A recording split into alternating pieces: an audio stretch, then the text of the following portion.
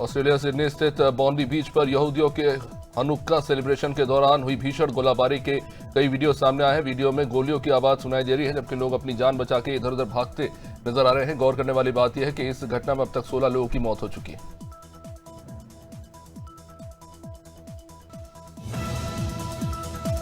Reports के मुताबिक भारतीय खुफिया एजेंसियों ने 13-14 दिसंबर को दिल्ली में आतंकी हमले की आशंका जताते हुए अलर्ट जारी किया था। इसमें संसद हमले की बरसी और यहूदी समुदाय को संभावित निशाना बनाया गया था। गौर करने वाली बात है कि रविवार को ऑस्ट्रेलिया के सिडनी में यहूदियों के हनुक्का सेलिब्रेशन के दौरान हुई आतंकी गोलाबारी में 16 लोगों की जान चली गई। बॉन्डी बीच पर हुई आतंकवादी घटना में लोगों की मौत के बाद एशेज में कमेंट्री करने के लिए ऑस्ट्रेलिया में मौजूद पूर्व इंग्लिश कप्तान माइकल वॉन ने सोशल मीडिया एक्सप्लेयर कि बॉन्डी में एक रेस्टोरेंट में वो बंद होना काफी डरावना था। उन्होंने कहा कि अब घर पर हैं और सुरक्षित है। इमरजेंसी सर्विस और उस शख्स का बहुत धन्यवाद जिसने आतंकवादी का सामना किया। पाकिस्तान में मौजूद लश्कर तैयबा का आतंकी अब्दुल रऊफ एक बार फिर सामने आया है। रिपोर्ट्स के मुताबिक रऊफ ने एक भाषण में भारत को खुली धमकी दी। अमेरिका द्वारा घोषित आतंकी रऊफ लश्कर प्रमुख हाफिज सईद का करीबी सहयोगी है। इससे पहले रऊफ को ऑपरेशन सिंदूर में मारे गए आतंकियों के जनाजे में शामिल होते हुए देखा गया था।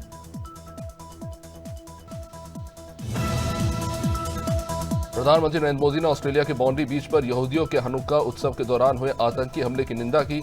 उन्होंने कहा कि उन परिवारों के प्रति गहरी संवेदना व्यक्त करते हूं जिन्होंने अपने प्रियजनों को खो दिया। प्रधानमंत्री ने कहा कि दुख की इस घड़ी में वो ऑस्ट्रेलिया के साथ खड़े हैं। भारत आतंकवाद के प्रति जीरो टॉलरेंस रखता है।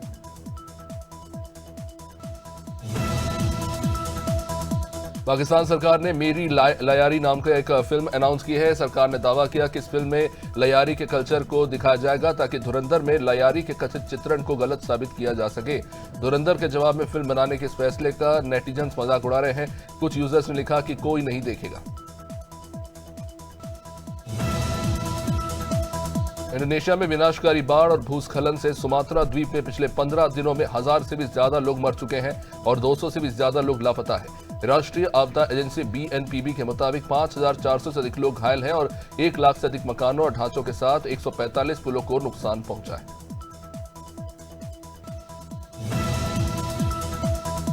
कनाडा के एडमॉन्टन में 2 भारतीय छात्रों की गोली मारकर हत्या कर दी गई। मृतकों की शनाख्त मानसा पंजाब जिले के रहने वाले गुरदीप के रूप में हुई है, जो 27 साल का था, और दूसरा रणवीर सिंह जो 18 साल का बताया जा रहा है। रिपोर्ट्स के मुताबिक वे दोनों एक दोस्त के जन्मदिन की पार्टी में जा रहे थे और इसी दौरान अज्ञात हमलावरों ने उन्हें गोली मारकर उनकी हत्या कर दी। उत्तर प्रदेश के गौतम बुद्ध नगर में बढ़ते वायु प्रदूषण के चलते ग्रैप 4 लागू होने के बाद जिला प्रशासन ने नोएडा, ग्रेटर नोएडा के स्कूलों को लेकर आदेश जारी कर दिया। जिला विद्यालय निरीक्षक के निर्देश के मुताबिक प्री नर्सरी से कक्षा 5 तक की सभी कक्षाएं अगले आदेश तक पूरी तरह से ऑनलाइन मोड पर चलेंगी, तो कक्षा 6 से 9 और कक्षा 11 की पढ़ाई हाइब्रिड मोड पे होगी।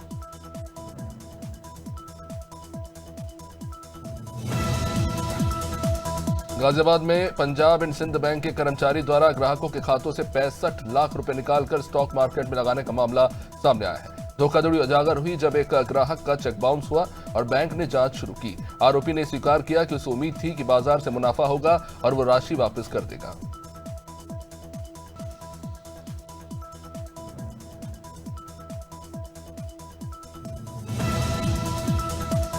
उत्तर प्रदेश के बुलंदशहर में 15 वर्षीय लड़की की बाथरूम में नहाते समय कथित तौर पर गीजर की गैस लीक होने से मौत हो गई। जब वह काफी देर तक बाहर नहीं निकली तो परिवार वालों ने दरवाजा खोलकर देखा और वो अचेत अवस्था में पाई गई। हाल ही में बागपत में 24 साल की युवक की गीजर गैस से मौत का मामला सामने आया था और एक और मौत सामने आई। वायु गुणवत्ता प्रबंधन आयोग CAQM ने दिल्ली NCR की राज्य सरकार को सभी आउटडोर फिजिकल स्पोर्ट एक्टिविटीज को तुरंत बंद करने के निर्देश दे दिए हैं। आयोग ने चेतावनी दी है कि ऐसे इवेंट जारी रखने से बच्चों की सेहत पर गंभीर खतरा पड़ सकता है, इसलिए बंद कर दिया जाए। गौरतलब है कि आयोग ने शनिवार को ही दिल्ली NCR में ग्रैप 4 की पाबंदियां लागू की।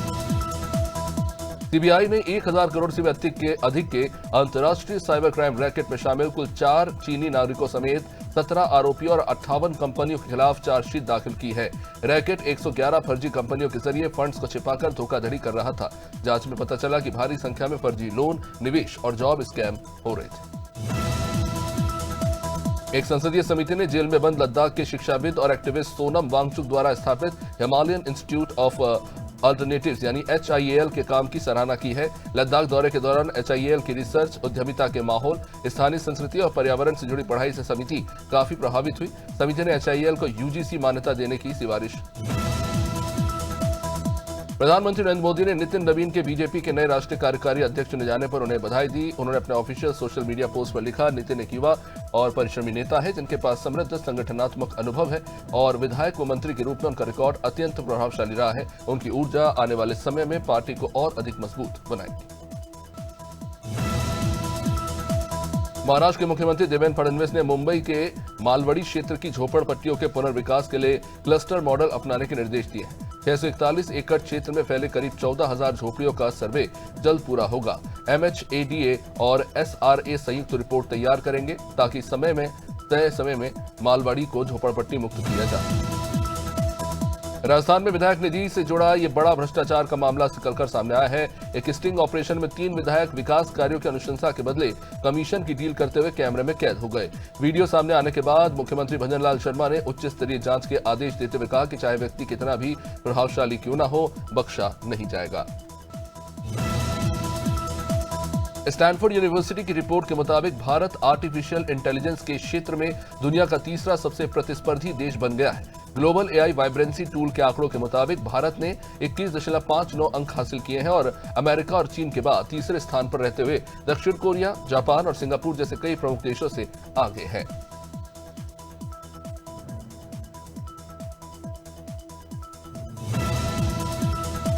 बिहार के पटना के करबिगिया में 50 साल से बंद पड़े थर्मल पावर हाउस को पावर म्यूजियम में बदला जाएगा। 3 एकड़ में बनने वाला ये देश का पहला और दुनिया का चौथा ऊर्जा म्यूजियम होगा। इससे शिक्षा और पर्यटन को बढ़ावा मिलेगा।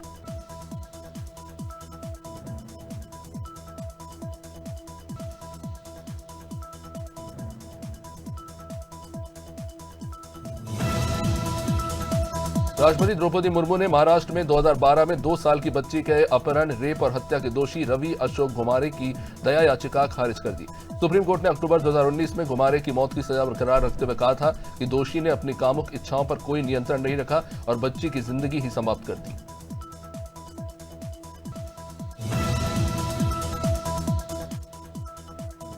और बीजेपी के राष्ट्रीय प्रवक्ता शहजाद पूनावाला ने सोशल मीडिया पर वीडियो शेयर कर बताया कि दिल्ली में कांग्रेस की वोट चोरी रैली में कांग्रेस के कार्यकर्ताओं ने वोट चोर के नारों के साथ प्रधानमंत्री से जुड़े बेहद ही विवादित और आपत्तिजनक नारे लगाए, जिसमें कब्र खुदेगी जैसे शब्दों का इस्तेमाल किया गया। पूनावाला ने इस पर कहा कि ये रैली संविधान या लोकतंत्र को बचाने के लिए है क्या सच में।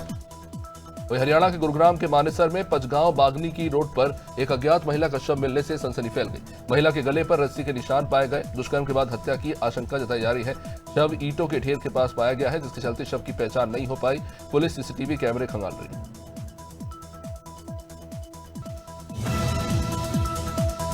फुटबॉलर लियोनेल मेसी के टूर को लेकर आयोजित कार्यक्रम में हंगामे पर पश्चिम बंगाल के राज्यपाल CV आनंद बोस ने प्रतिक्रिया दी। उन्होंने कहा कि इवेंट के आयोजकों को गिरफ्तार करके इन पर हत्या की कोशिश का मुकदमा चलाना चाहिए। गौरतलब है कि फुटबॉल लेजेंड कोलकाता के सॉल्ट लेक स्टेडियम में तय समय से पहले वेन्यू छोड़कर चले गए थे। दिल्ली सरकार ने क्रिसमस और न्यू ईयर पार्टी को लेकर नाइट क्लब्स, बार और रेस्टोरेंट्स में पटाखों की पूरी तरह से प्रतिबंध लगा दिया है।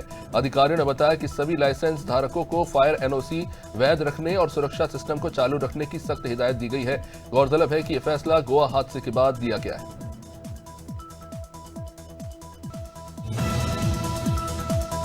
मुंबई की बिगड़ती वायु गुणवत्ता को देखते हुए BMC ने सख्त कदम उठाए हैं।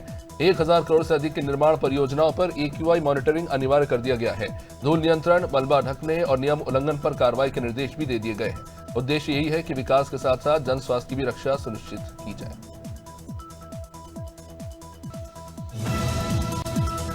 जाबाज पूर्व सैनिकों के संगठन द्वारा अलीगढ़ में राष्ट्रीय विजय दिवस समारोह आयोजित किया गया। 1971 के 13 दिन चले युद्ध की स्मृति में वीर शहीद जवानों को श्रद्धांजलि अर्पित की गई। मुख्य अतिथि lieutenant general Vishambar Singh, AVSM, VSM और रियर एडमिरल राजवीर सिंह रहे। कार्यक्रम की शुरुआत भारत माता के चित्र पर माल्यार्पण और दीप प्रज्वलन से हुई। वक्ताओं ने शहीदों के बलिदान को नमन किया। बिलासपुर से रेलवे से जुड़ी खबर सामने आ रही है, जहां नए डीआरएम बनने वाले उमेश कुमार ने कार्यभार लेने से ही इनकार कर दिया। पारिवारिक कारणों का हवाला देते हुए उन्होंने रेलवे बोर्ड को पत्र लिखा है। कोरबा बिलासपुर मेमू हादसे की सीआरएस रिपोर्ट के बाद 11 दिसंबर को तबादला आदेश जारी हुआ था। अब रेलवे बोर्ड के फैसले पर सबकी निगाहें टिकी हुई है कि बिलासपुर मंडल को नया डीआरएम कब मिलेगा। चिड़िया नगर और आसपास के जंगलों में तेंदुए की आहट फिर से सुनाई दे रही है। लाम मेटा के पास जंगल में तेंदुआ देखे जाने की पुष्टि हुई है। इसके बावजूद वन विभाग की ओर से कोई चेतावनी अभी तक जारी नहीं की गई। जंगल से घिरे मार्ग पर छात्र छात्राएं रोजाना आते जाते हैं। सुबह वॉक के लिए भी लोग निकलते हैं। लोगों ने वन विभाग से अलर्ट जारी कर सुरक्षा के इंतजाम करने की मांग की है। फतेहपुर पुलिस ने ओवरलोडेड मोरंग ट्रकों को लोकेशन देने वाले शातिर लोकेटर विकास पटेल उर्फ छोटकू को गिरफ्तार कर लिया। आरोपी हुसैनगंज थाना क्षेत्र का रहने वाला है। एसटीएफ की कार्रवाई के बाद पुलिस सक्रिय हुई। सर्विलेंस और सीडीआर के आधार पर पहचान हुई। पूछताछ में नेटवर्क का खुलासा हुआ है, जब पुलिस का यह दावा है कि जल्द ही अन्य लोकेटर्स के नाम भी सामने आ जाएंगे।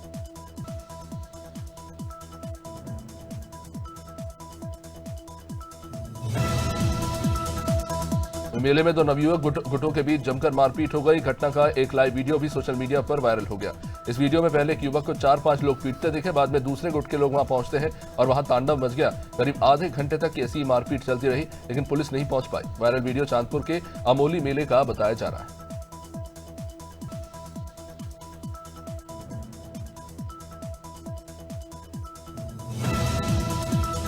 थाना हाईवे क्षेत्र की शंकरपुर कॉलोनी में बच्चों के विवाद ने हिंसक रूप ले लिया। देर रात दो पक्ष आमने सामने आ गए और जमकर लाठी डंडे चल गए।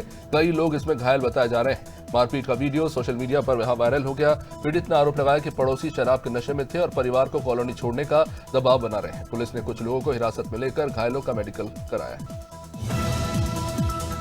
हमीरपुर में संदिग्ध परिस्थितियों में खेत के किनारे महिला का शव मिलने से हड़कंप मच गया। ग्रामीणों की सूचना पर पुलिस मौके पर पहुंची, जहां परिवार वालों ने हत्या कर शव फेंकने की आशंका जताई है। मृतका पति की मौत के बाद बच्चों के साथ अकेली रहती थी, जहां पुलिस ने शव को कब्जे में लेकर पोस्टमार्टम के लिए भेज दिया है। सदर कोतवाली क्षेत्र के सही जना इलाके का यह मामला है। हरदोई के बिलग्राम कटरा बिल्होर मार्ग पर चांदपुर गांव के पास निजी बस और ट्रक की जबरदस्त टक्कर हो गई। टक्कर से बस में चीख पुकार मच गई। हादसे में 10 यात्री घायल हो गए। सूचना पर पहुंचे ग्रामीणों ने घायलों को बाहर निकाला।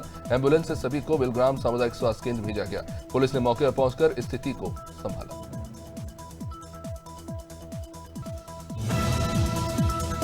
आगरा दिल्ली नेशनल हाईवे पर जैत कट के पास घने कोहरे के कारण कई वाहन आपस में ही टकरा गए। राजस्थान रोडवेज बस ट्रक में जा घुसी। पीछे से इको कार भी उससे टकरा गई। बस में सवार कई यात्री इस बीच घायल बताए जा रहे हैं। छाता मथुरा मार्ग पर ट्रकों की काफी भिड़ंत हुई है। यहाँ पुलिस और एनएचएआई टीम ने क्षतिग्रस्त वाहन हटाकर यातायात फिर से सुचारू कराया। मथुरा के रिफाइनरी थाना क्षेत्र स्थित राधा टाउन में मामूली विवाद में बुजुर्ग की गोली मारकर हत्या कर दी गई। सीढ़ियों से सामान हटाने को लेकर 62 वर्षीय गजेंद्र सिंह और विष्णु के बीच कहासुनी हुई। विवाद बढ़ने पर आरोपी ने गोली चला दी। घायल बुजुर्ग को अस्पताल ले जाया गया, जहां उसकी मौत हो गई।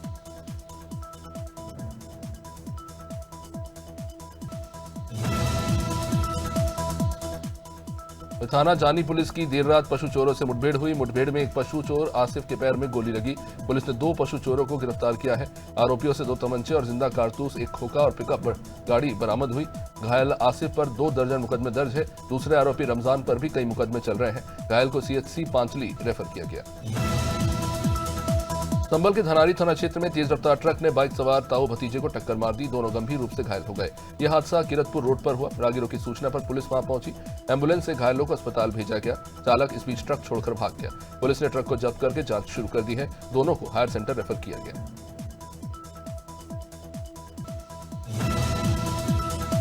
संभल में पुलिस की 50,000 के इनामी बदमाश इमरान से मुठभेड़ हो गई। पुलिस की गोली से बदमाश घायल हुआ। मुठभेड़ में एक पुलिसकर्मी भी जख्मी हुआ है। 20 साल का इमरान गैंग बनाकर लूट करता था। बनियाठेर थाना क्षेत्र में वांटेड चल रहा था। सैनिक चौक के पास चेकिंग के दौरान ये मुठभेड़ हुई, जहां घायल बदमाश को अस्पताल में भर्ती कराया गया।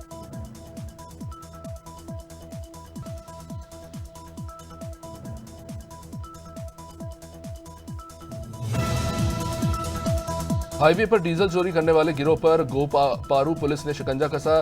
सघन पेट्रोलिंग के दौरान 10 किलोमीटर पीछा कर 2 आरोपियों को पकड़ा गया। आरोपियों से बोलेरो वाहन और 380 लीटर डीजल बरामद किया गया है। आरोपी कई डीजल चोरी की घटनाओं में शामिल रहे हैं। पुलिस ने बताया कि गिरोह के 3 सदस्य फरार हैं। इनकी तलाश के लिए विशेष टीम बनाई गई है।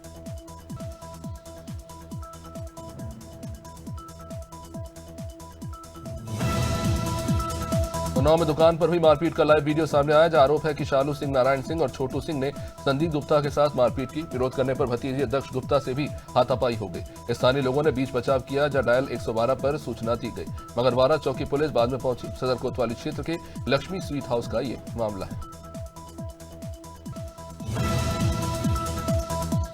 उन्नाव में ससुर और सास ने मिलकर बहू को लाठी डंडों से बेरहमी से पीटा। जमीनी विवाद को लेकर खेत पर काम करते समय गाली गलौज के बाद हमला किया गया। मारपीट का लाइव वीडियो सोशल मीडिया पर अब वायरल हो गया।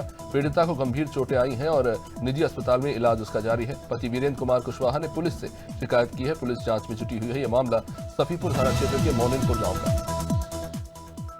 वहीं नितिन नवीन को राष्ट्रीय कार्यकारी अध्यक्ष बनने पर मंत्री विश्वास सारंग ने उन्हें हार्दिक बधाई देते हुए कहा कि भाजपा की सबसे बड़ी ताकत यही है कि संगठन में हर कार्यकर्ता को उसकी क्षमता के अनुरूप दायित्व मिलता है। मंत्री सारंग ने प्रधानमंत्री मोदी के नेतृत्व में भाजपा सरकार द्वारा गरीब कल्याण और विकास के नए कीर्तिमान स्थापित करने, अमित शाह द्वारा पार्टी को सर्वस्पर्शी बनाने को लेकर धन्यवाद दिया।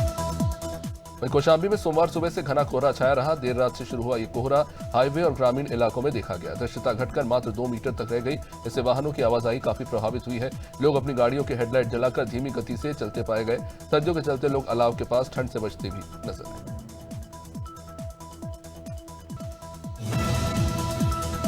मुख्यमंत्री पुष्कर सिंह धामी ने लौह पुरुष सरदार वल्लभ भाई पटेल की पुण्यतिथि पर मुख्यमंत्री आवास में उनके चित्र पर फूल चढ़ाकर उन्हें याद किया। मुख्यमंत्री ने कहा कि सरदार पटेल ने अपने दूरदर्शी नेतृत्व और अदम्य साहस के बल पर देश की सैकड़ों रियासतों का एकीकरण कर अखंड और सशक्त भारत की मजबूत नींव रखी। उन्होंने कहा कि राष्ट्रहित के प्रति सरदार पटेल का अटल संकल्प, अनुशासन, कर्तव्यनिष्ठा आज भी सभी के लिए प्रेरणा है। देहरादून में भाजपा प्रदेश प्रवक्ता हनी पाठक ने कांग्रेस पर तीखा राजनीतिक हमला बोला। उन्होंने कहा कि कांग्रेस का इतिहास विवादों और गलत फैसलों से भरा रहा है। कांग्रेस को अपने अतीत पर आत्ममंथन करने की जरूरत है। हनी पाठक ने कांग्रेस से सवाल किया कि भारत जोड़ो यात्रा निकालने की आवश्यकता क्यों पड़ी और यह भी स्पष्ट किया जाए कि भारत कब टूटा था।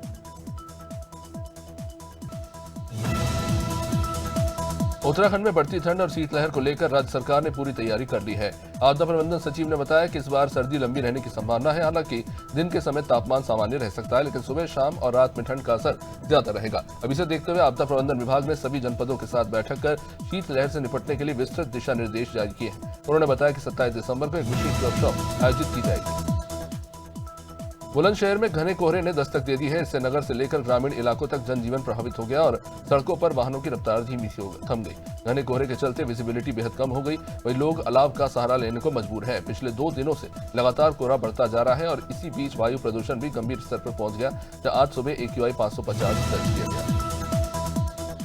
जबलपुर के मुरई गांव में उस वक्त अफरा तफरी मची जब खेत में काम कर रहे किसान पर तेंदुए ने हमला कर दिया। हमले में किसान सुकृत गंभीर रूप से घायल हो गया। जहां ग्रामीणों ने उसे तुरंत इलाज के लिए अस्पताल पहुंचाया, जहां उसका उपचार जारी है। जानकारी के मुताबिक सुकृत सुबह खेत में सिंचाई की पाइपलाइन बदलने गया था और इसी दौरान झाड़ियों में छिपे तेंदुए ने अचानक हमला कर दिया।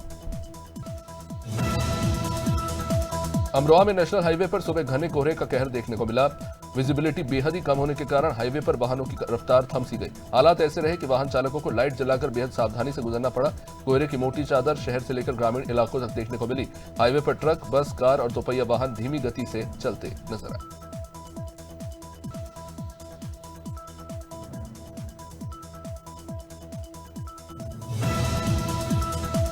कौशाम्बी जिले में तेज रफ्तार का कहर थमने का नाम नहीं ले रहा, जहां एक बाइक पर सवार 4 युवक सामने से आ रहे तेज रफ्तार ट्रैक्टर से टकरा गए। हादसा इतना भीषण था कि 3 युवकों की मौके पर मौत हो गई, जबकि एक युवक गंभीर रूप से घायल हो गया। घायल को प्राथमिक इलाज के बाद प्रयागराज के SRN अस्पताल रेफर कर दिया गया। हादसा पश्चिम शरीरा थाना क्षेत्र के बरेसा गांव के पास हुआ। घटना की सूचना मिलते ही पुलिस टीम तुरंत वहां पहुंची और मामले की जांच